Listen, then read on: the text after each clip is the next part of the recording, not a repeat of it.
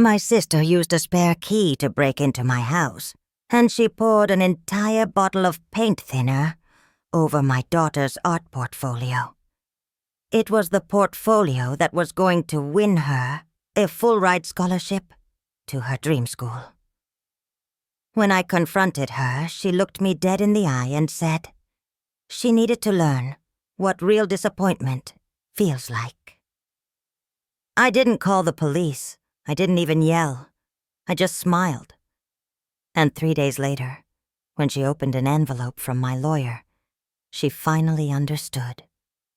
My mother started screaming, but by then it was already too late. There are certain sounds that become the soundtrack to your life. For the last 2 years, for me, that sound was the soft scratch of charcoal on canvas paper, the gentle thump of a paintbrush being tapped against a water jar, the low hum of my daughter's concentration. My daughter, Maya, wasn't just a kid who liked to draw. She was an artist. It wasn't a hobby. It was a language she spoke more fluently than English. Our garage, which my husband Ben had converted into a studio for her, was less a room and more a sanctuary. It smelled of oil paints, turpentine, and that electric ozone scent of pure, unadulterated passion. It was a sacred space, and for the past 6 months, it had been the headquarters for what we all called the Mission, the portfolio for the Chamberlain Institute's Generation Next Scholarship. This wasn't just any scholarship. It was a golden ticket. A full 4-year ride to the most prestigious art school in the country. They only awarded it to one high school senior in the entire nation each year. The odds were astronomical, but Maya was special. Her work had a soul. She painted portraits where you felt you knew the subject's secrets, landscapes that made you feel the chill of the wind on your skin. Her portfolio was a collection of 12 pieces, a culmination of her entire life's work, really. Each piece was a part of her, a story she was desperate to tell the world. The deadline was a Friday at midnight. By Wednesday afternoon, it was finished. The final piece was a self-portrait. But it wasn't just her face.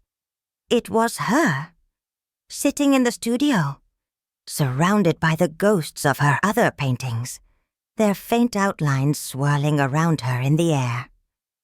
Her expression in the painting was one of fierce hope, of a future she was just about to grasp.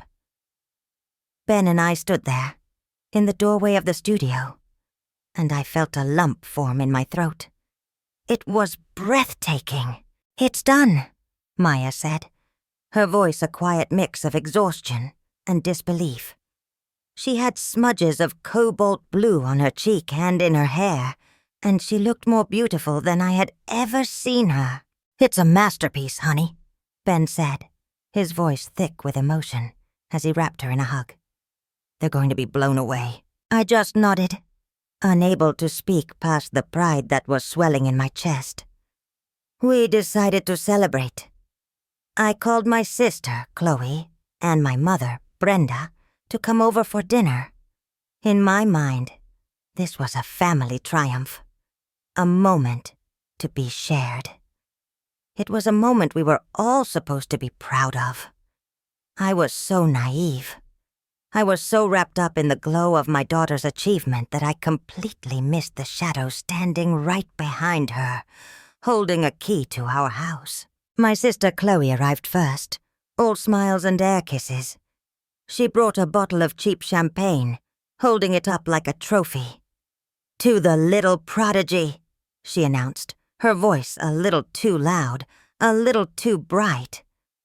Chloe was complicated. In our family's mythology, she was the designated artist. Growing up, she was the one who could draw, the one with the creative spirit. I was the practical one, the responsible one. Chloe had gone to art school for a single semester before dropping out, claiming it was too restrictive for her genius.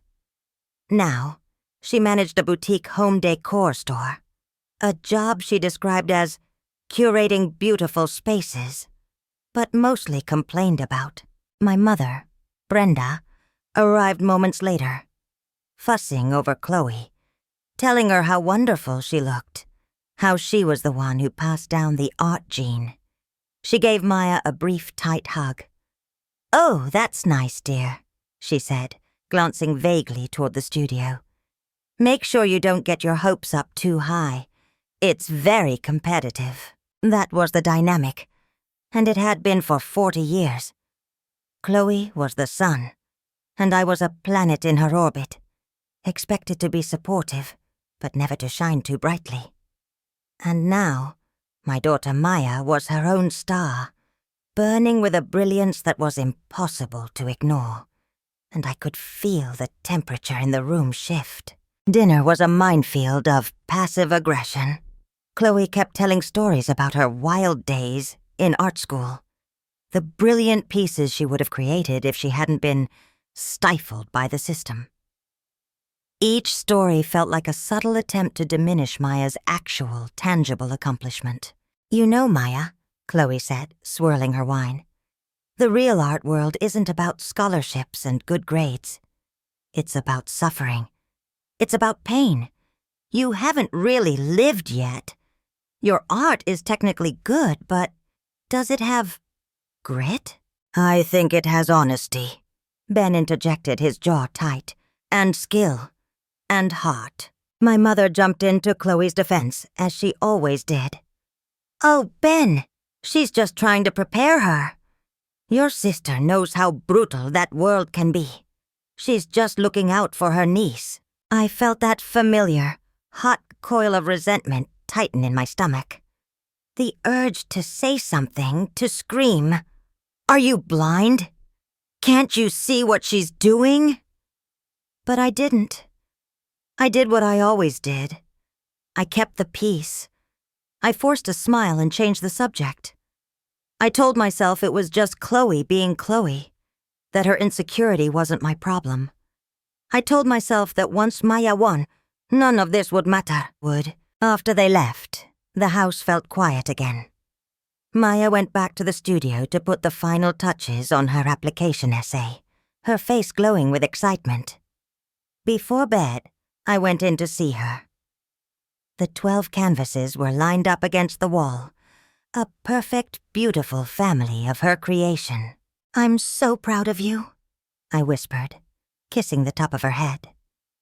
"No matter what happens, you've already won."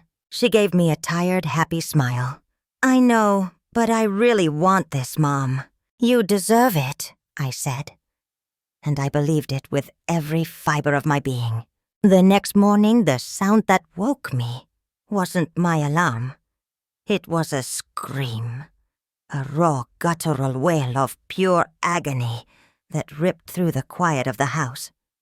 It was a sound a mother should never have to hear. I was out of bed before my eyes were fully open. Ben, right behind me. We ran toward the garage, toward the studio. My heart was pounding against my ribs, a frantic drumbeat of dread. And then I saw it. Maya was on her knees in the middle of the floor. The smell hit me first, acrid and chemical, the sharp, sickening scent of paint thinner.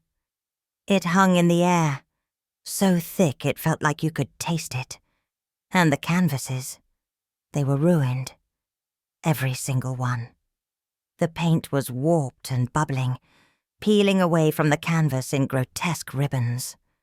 Colors that had been vibrant and alive were now a muddy, melted slurry of brown and gray. Faces had dissolved into monstrous masks. Landscapes looked like they had been burned from the inside out. Her self-portrait, the one filled with so much hope, was the worst. The face was gone, completely obliterated, a smear of beige and pink flesh tones running down the canvas like tears. In the center of the floor was an empty metal can of paint thinner, lying on its side next to a small damp rag. And next to that, on the clean concrete, was a single, perfect footprint from a woman's shoe, a brand and style I knew instantly because I had helped my sister Chloe pick them out 2 weeks ago. Maya wasn't screaming anymore. She was just making a low, wounded sound, like a dying animal. She was touching the edge of one of the ruined paintings, her fingers tracing the melted paint, as if she could somehow put it back together. Ben let out a string of curses, his face pale with rage. He looked at the shoe print, then at me, his eyes asking the question I was too terrified to answer. My own rage was a white-hot furnace in my chest, but it was overshadowed by a tidal wave of cold, absolute certainty. The casual cruelty of it, the targeted destruction. This wasn't a random act of vandalism. This was an execution.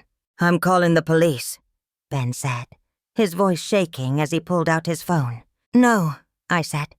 The word came out quiet, but it was as hard as steel. "Don't. Not yet." He stared at me confused. "Clara, what are you talking about? This is a crime. She broke in.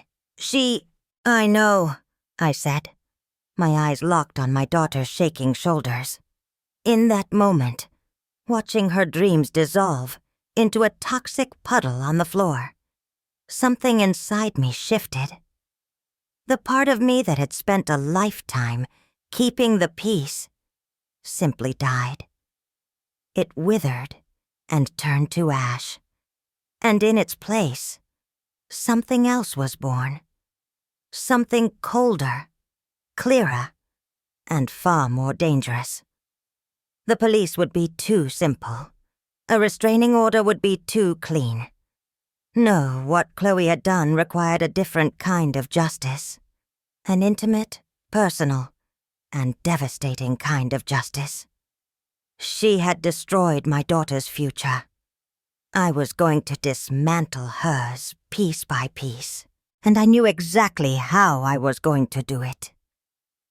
While Ben was comforting Maya, pulling her into his arms as she finally broke into heaving sobs, I walked over to the corner of the studio, to a small, unassuming black box mounted near the ceiling. It was a security camera. We had installed it 6 months ago after a teenager down the street had his bike stolen from his garage. It was motion-activated and fed directly to a cloud server. I had almost forgotten it was there. I pulled out my phone, my hands perfectly steady, and opened the app.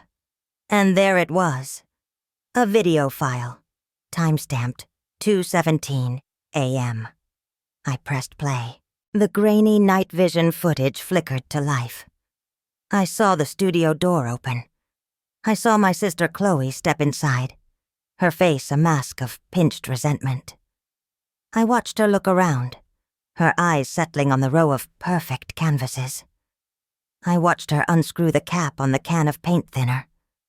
I watched, for 3.5 minutes, as she methodically and deliberately poured poison over my daughter's soul, one painting at a time. I saved the file, and then I saved it again to 3 different locations. The evidence was secured. Phase 1 was complete.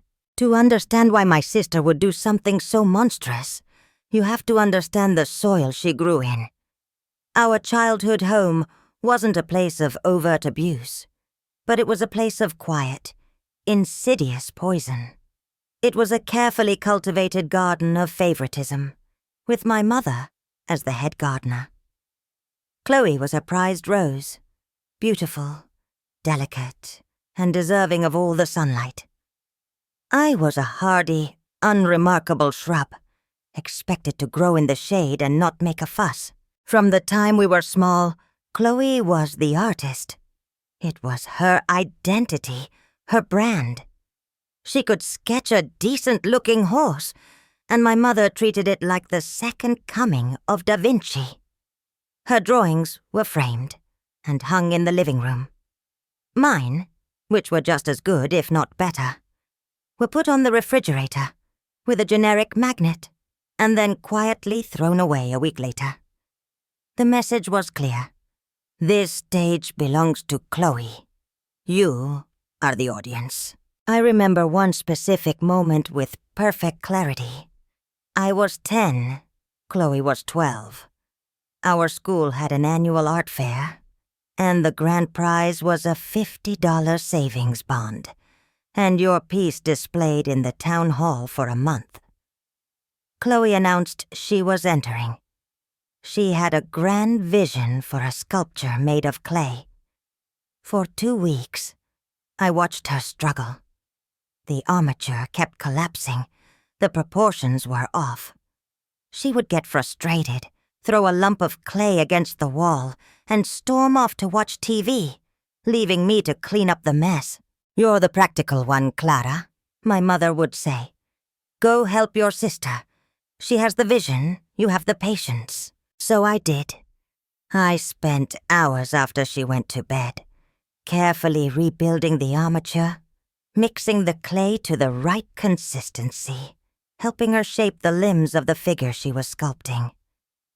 I didn't mind. Not really. I loved her, and I loved being useful. In my 10-year-old mind, we were a team. On the final night, she had a meltdown. The face was all wrong. She was ready to quit.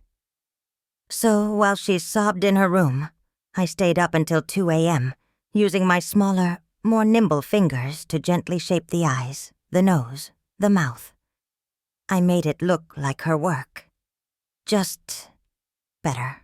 She won. I remember standing in the school gymnasium, watching her go up on stage to accept the prize. She didn't mention my name. She didn't even look at me. She talked about her artistic struggle, her unwavering vision. My mother was in the front row, weeping with pride. Afterward, she hugged Chloe so tight, I thought she might break her. She turned to me and patted my head. "Aren't you proud of your big sister? It's so wonderful to have a real artist in the family." It wasn't a question. It was a statement. It was a coronation. And in that moment, I understood. I wasn't on the team. I was the pit crew. My job was to make sure the star's car was ready to race, but I was never, ever allowed to get behind the wheel. This pattern repeated itself through our lives. When Chloe dropped out of art school, it wasn't a failure. It was a brave act of artistic integrity. When I got a business degree, it wasn't an accomplishment. It was so practical, so you. When I met and married Ben, a stable, kind, wonderful man, my mother worried he was a little boring for our family. When Chloe dated a string of unemployed musicians who cheated on her, my mother lamented that sensitive souls always attract drama. The ultimate expression of this dynamic was the gallery. Our grandfather, my mother's father, had been a passionate art collector. When he passed away, he left his entire collection and the building that housed it to Chloe and me, in equal shares. It was a beautiful, historic space downtown, filled with valuable mid-century art. In his will, he wrote that he hoped we would share its beauty with the world together. Chloe's idea of together was to name it the Chloe Morgan Gallery. She designed the logo, which was just her signature. Her contribution to running the business was to show up twice a month, rearrange some sculptures, criticize my choice of lighting, and then leave to have lunch with her friends. I was the one who did everything else.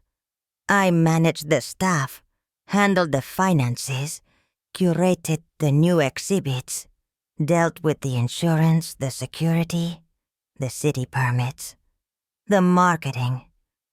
I poured my heart, my soul, and my business degree into making that gallery a success. And it was. It became one of the most respected private galleries in the state. And every month, Chloe received a check for exactly 50% of the profits. She lived a comfortable life, bankrolled by my work, all while maintaining the illusion that she was the gallery's artistic visionary. My mother encouraged this, constantly telling people how Chloe has such a wonderful eye. She's the heart of that place. I allowed it. All because challenging it would have meant war. It would have meant destroying the fragile peace of our family. I told myself it wasn't worth it. The money wasn't that important. I was happy. Ben and I were comfortable. Let her have the credit. Let my mother have her illusions. It was easier. But then Maya was born. And then Maya picked up a paintbrush. And the talent that flowed out of her was not the manufactured, propped-up talent of her aunt. It was real. It was undeniable. It was a force of nature. And suddenly, my role as the supportive shrub wasn't enough. I was the mother of a supernova, and my sister and my mother were trying to build a box to keep her light from ever getting out. Chloe's subtle digs, my mother's backhanded compliments, they weren't just about Maya. They were a continuation of the same old story. They were trying to put my daughter in the same shady spot they had always kept me in.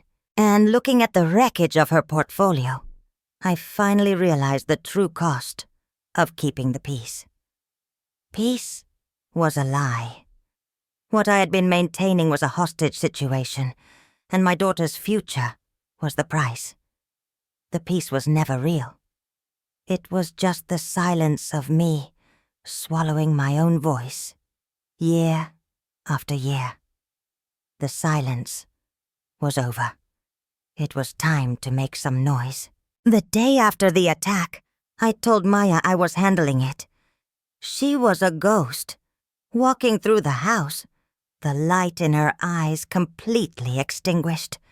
The scholarship deadline passed at midnight. We didn't even talk about it. It was a door that had slammed shut with brutal finality. Ben wanted action. He kept looking at me, at my strange calm, and I could see the confusion and frustration in his eyes. "What are we doing, Clara?" he asked that evening, his voice low. "She can't get away with this. I want to see her in handcuffs." "She will pay," I promised him, my voice even. "But jail is too simple. It's a consequence, but it doesn't teach a lesson. I want her to understand." I spent the entire day on the phone with my lawyer. Not a criminal lawyer. An aggressive, shark in a three-piece suit, business contract lawyer. I explained the situation. I explained the ownership structure of the gallery. I explained my role, and I explained Chloe's lack of one. I emailed him the video file from the security camera. There was a long pause on the other end of the line. "Well," he finally said, a hint of admiration in his voice. "This is what we call leverage. What exactly do you want to accomplish?" "I want her out," I said. "Completely. And I want to do it for a price that reflects her actual contribution to the business over the last 10 years, which is nothing." We worked out the plan. He would draw up a buyout agreement. A brutal, airtight, take-it-or-leave-it offer. I would be purchasing her 50% share of the gallery. Not at its current market value, which was substantial, but at its initial assessed value from 10 years ago, minus a decade of her share of capital improvement costs, which I had fronted and she had never paid back. The final number was an insult. It was less than what she made from the gallery's profits in a single year. The agreement would also contain a non-disclosure clause and a permanent no-contact order. The unspoken threat was clear. Sign this, take the pittance, and disappear from my life. Or this video goes to the district attorney, and I will sue you into oblivion for the emotional distress and the loss of my daughter's scholarship. A loss with a monetary value that a jury would find very, very high. I decided the confrontation needed to happen on my terms, on my territory. I called a family meeting. I told my mother it was an emergency regarding the gallery. I told Chloe the same thing. I told them to meet me there on Saturday morning. The trap was set. When I walked into the gallery on Saturday morning, it felt different. For 10 years, I had seen it as a shared space, a family legacy. But now, I saw it for what it was. My business, my work, my success. Chloe and my mother were already there, sitting in the minimalist chairs in my office. Chloe looked nervous. My mother looked annoyed, like I had interrupted her weekend. "What's this all about, Clara?" my mother asked impatiently. "Chloe said you sounded very dramatic on the phone." "I did," I said, closing the office door behind me. I didn't sit down. I stood in front of them, feeling a strange sense of power I had never felt before. "We have a serious problem." Chloe shifted in her seat. "Is it the finances? Because if you're going to lecture me about my spending again..." "It's not about your spending," I cut her off. "It's about your breaking and entering, and your felony destruction of property." The color drained from Chloe's face. My mother scoffed. "What on earth are you talking about? Clara, this isn't funny. You're upsetting your sister." "Am I, Chloe?" I said. My eyes locked on hers. "Am I upsetting you?" She tried to bluff. Her chin came up. "I have no idea what you're talking about. I think you're losing your mind." "Maybe," I said, "but my security camera seems to be working just fine." I turned to the large monitor on my office wall, the one I used for presentations to potential clients. I tapped a key on my wireless keyboard, and the video began to play. There was no sound, but none was needed. The grainy black and white footage showed it all. The door opening. Chloe, slipping inside my daughter's studio. Her face, twisted with a jealousy so potent, it was visible even in low resolution. The methodical, unhurried way she uncapped the can. The deliberate arc of her arm as she poured the thinner. The way she wiped her hands on a rag and dropped it on the floor before leaving. The entire 3.5-minute ballet of destruction. My mother gasped, her hand flying to her mouth. Chloe didn't make a sound.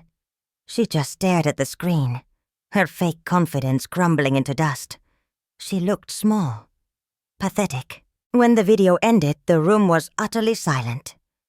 The only sound was the faint hum of the gallery's climate control system. "You," my mother whispered, her eyes wide with horror. She looked at Chloe. "You did that?" And then, the family programming kicked in. The years of ingrained defense mechanisms. Her horror instantly curdled into excuse-making. She turned on me, her eyes blazing. "What did you do to her?" she shrieked, pointing a shaking finger at me. "You must have pushed her to this.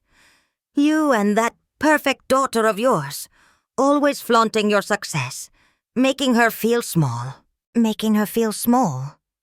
I repeated, my voice dangerously quiet. She destroyed a 17-year-old's dream. She wiped out years of work. She broke my daughter's heart. And you think I'm the one who pushed her? "She was emotional," my mother cried. She's sensitive.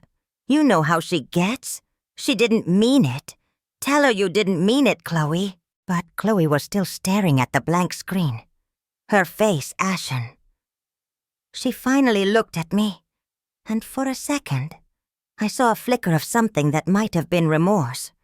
But it vanished, replaced by the same venomous resentment I'd seen in the video. "She needed it," Chloe whispered, her voice hoarse. "She has everything. It all comes so easy to her. She's you, all over again, perfect. Good.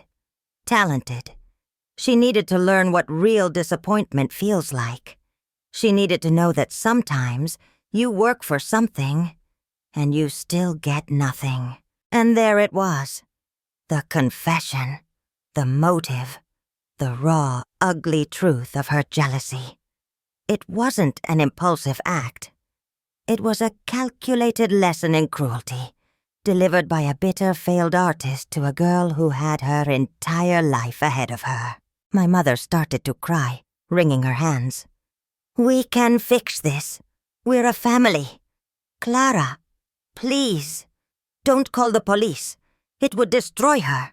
It would destroy this family." "The family?" I let out a short, sharp laugh that held no humor. This family was destroyed a long time ago. I just didn't have the courage to sign the death certificate. Until now. I walked over to my desk and picked up a large manila envelope. I slid it across the polished surface of the desk toward Chloe. "What is this?" she asked, her voice trembling. "That is your exit package," I said. "It's a buyout agreement. I'm buying your half of the gallery. You will sign it. You will take the money. And you will never, ever speak to me, my husband, or my daughter, again, for the rest of your life." She opened it, her hand shaking. She saw the number. A choked, incredulous sob escaped her lips. "This is nothing. This is theft. The gallery is worth 10 times this." "The gallery is worth what I built it into," I said, my voice like ice. "That number reflects your actual investment of time, labor, and capital over the past decade. It's more than fair. In fact, it's generous. My lawyer thought 0 was a more appropriate number." "You can't do this," my mother wailed. "This gallery is her heritage. It's all she has." "She has a choice," I said, turning my gaze back to Chloe. "You can sign that paper, take the money, and walk away with your freedom. Or you don't sign it. And in that case, a copy of that video, along with a sworn affidavit from me, goes to the district attorney's office first thing Monday morning. And a civil suit will be filed against you for damages so catastrophic you'll be paying it off for the rest of your miserable life. The choice is yours, Chloe. A clean break or total annihilation. What's it going to be?" She stared at me, her eyes filled with a mixture of hatred and terror. She knew I meant it. For the first time in her life, her enabler couldn't save her. The protective bubble my mother had surrounded her with had just been popped. She was alone, facing a consequence she couldn't charm, manipulate, or cry her way out of. The fallout was immediate and spectacular. My mother called me every hour for the next 3 days. She begged, she cried, she threatened, she accused. She told me I was tearing the family apart. She told me I was cold, cruel, and unforgiving. She told me I would regret this for the rest of my life. I didn't answer the phone. I just let the voicemails pile up. A museum of her desperation. "How could you do this to your sister?" One message slurred, thick with tears. "She made a mistake. A terrible mistake. But family forgives. We don't throw each other away like garbage. Your father would be ashamed of you." The mention of my father, who had passed away years ago, was a low blow. But it didn't land. My father was a kind man, but he was also a conflict-avoidant man. He had seen the dynamic, and instead of addressing it, he had retreated into his work, leaving me to navigate it alone. He had enabled it too, with his silence. Chloe, for her part, went through her own stages of grief. First, denial. She had her own lawyer, a friend from her boutique, send a blustering letter full of empty threats. My lawyer responded with a single sentence. "We look forward to deposing your client under oath regarding the contents of the enclosed video file." The next stage was bargaining. She texted me herself. "I'm sorry. Okay? I'm so sorry. I wasn't thinking. Please, Clara, don't take the gallery from me. It's my identity." I didn't respond. Her identity was a fiction I had spent a decade subsidizing. I wasn't going to pay for it anymore. Finally, there was acceptance. Or the closest she could get to it. On the fourth day, a courier delivered the signed and notarized agreement to my lawyer's office. A wire transfer was made. The gallery, my gallery, was finally and legally all mine. The first thing I did was change the name.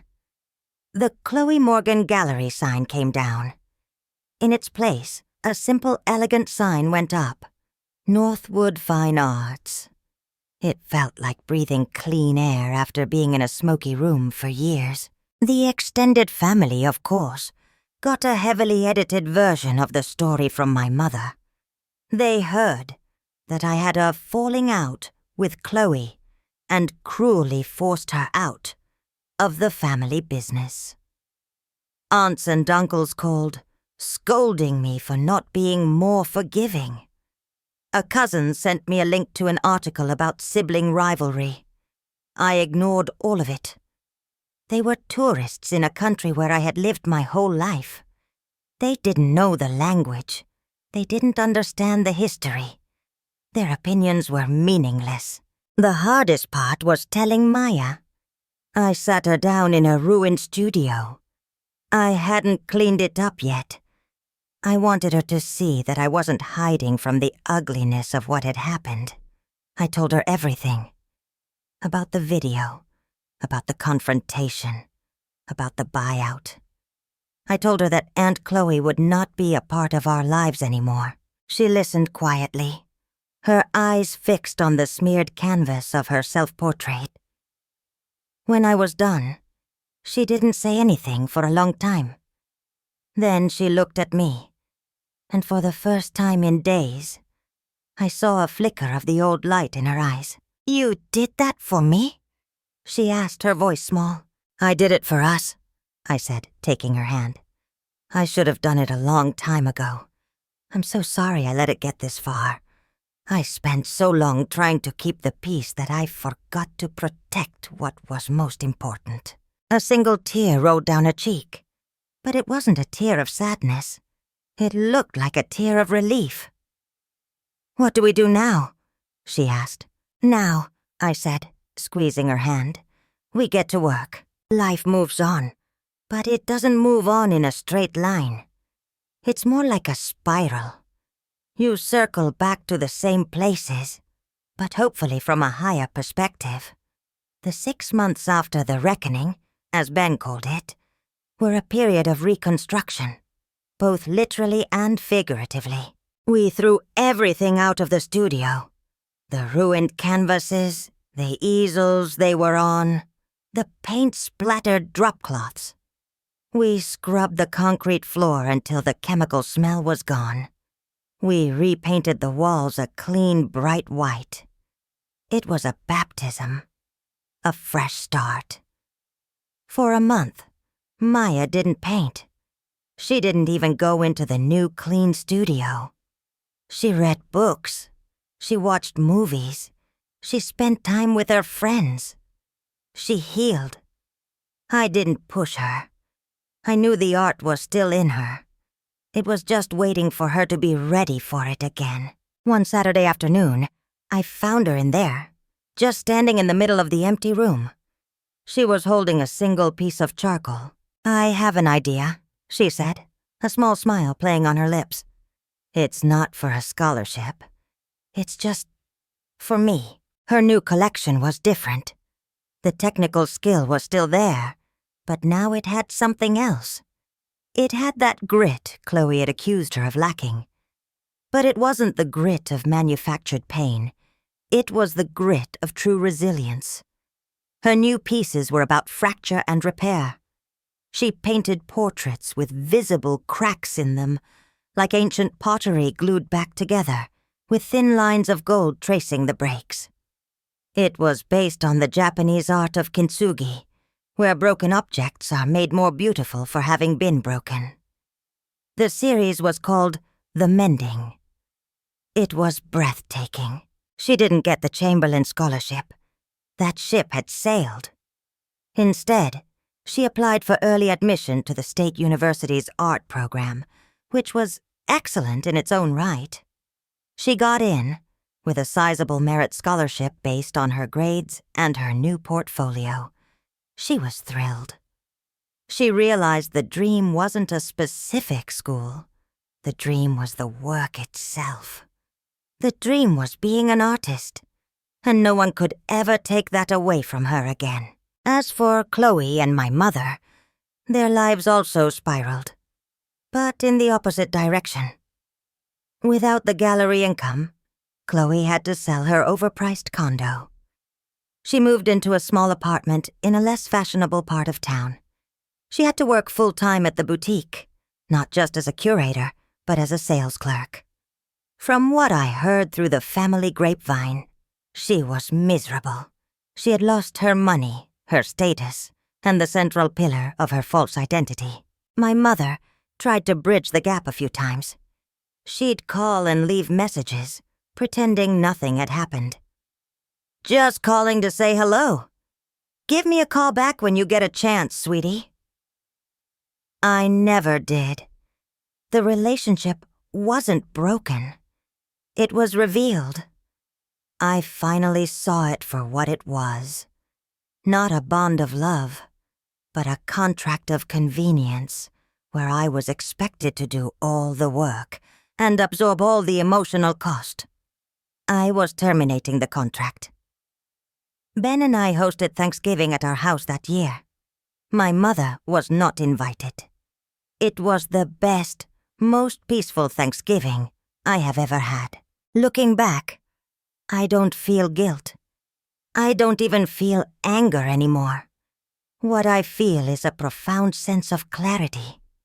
For my entire life, I believed that family was an unconditional bond that you had to preserve at all costs. I thought keeping the peace was a noble act, but it's not. Sometimes, keeping the peace is just a euphemism for enabling toxicity. It's allowing a bully to thrive because confronting them is uncomfortable. It's sacrificing the well-being of the people you should be protecting, your children, your partner, yourself, on the altar of a dysfunctional ideal. The truth is, family isn't just about blood. It's about who shows up. It's about who protects you. It's about who champions your dreams and who helps you mend your broken pieces with gold. True family doesn't demand you shrink yourself to make them feel bigger. They celebrate your light. They want you to shine as brightly as you possibly can. I had to burn a bridge, but in doing so, I built a fortress around the person who mattered most. I taught my daughter that she was worth fighting for. I taught her that her work, her heart, and her future were not disposable. And I taught myself that my voice matters. It was a lesson 40 years in the making, but I'm so glad I finally learned it. So now I have to ask you guys, have you ever been in a situation where you had to choose between keeping the peace in your family and protecting someone you love? It's a horrible choice to have to make, and I'm genuinely curious what you would have done in my shoes. Did I go too far? Or was it the only way? Let me know your thoughts down in the comments. I read every single one, and if you have a story of your own, I'd love to hear it. Don't forget to subscribe for more stories. Thanks for listening.